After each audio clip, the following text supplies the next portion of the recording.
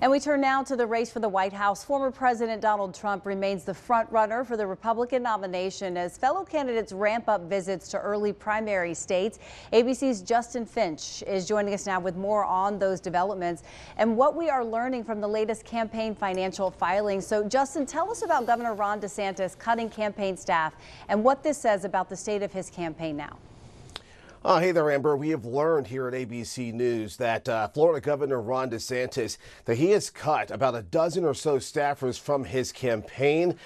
This is coming at a pretty critical point, too, just getting out the gate to the true campaign season here starting for Republicans.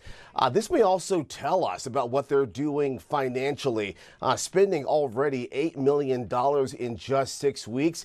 The campaign saying this is part of a broader shakeup, not only of his campaign staff, but his focus too, perhaps pivoting very soon to doing mainstream media and not just conservative press. So they are trying to tell you that this is a bigger shift in the campaign, less to do with firings and more to do with a refocusing of their efforts.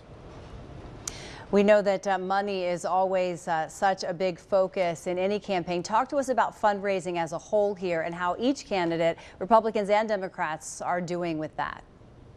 Well, Amber, this is a second quarter fundraising, really tells us how these campaigns are faring, how much cash they have on hand as well. Ron DeSantis raising $20 million, right around that number there, but again, spending $8 million in 6 weeks, very quickly burning through that cash. Former President Donald Trump well ahead of him at $35 million or so raised in that second quarter. And President Biden, however, for his reelection, he's well ahead of all of them at more than $72 million, more than Trump and DeSantis combined. That money will be critical for ads and, of course, these early primary states going forward, Amber. And we know that for sure. Now, what do we know about next month's debate as well and Trump's participation in that? Well, that debate is really beginning to take shape, and we know it's just more than a month away in August in Milwaukee, Wisconsin.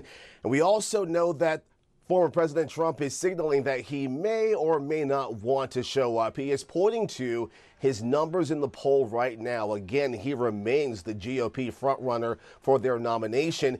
He also points to the fundraising, too. The money is there. His base is there, so much so that sources do tell ABC News that the DeSantis campaign is now saying maybe we kind of underestimated just how much pull he has with that base.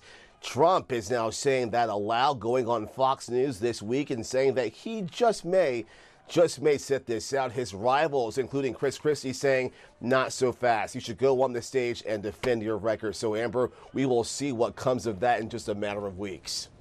And we know you'll be watching it closely as we head into election time. ABC's Justin Finch, appreciate your insight. Thank you so much.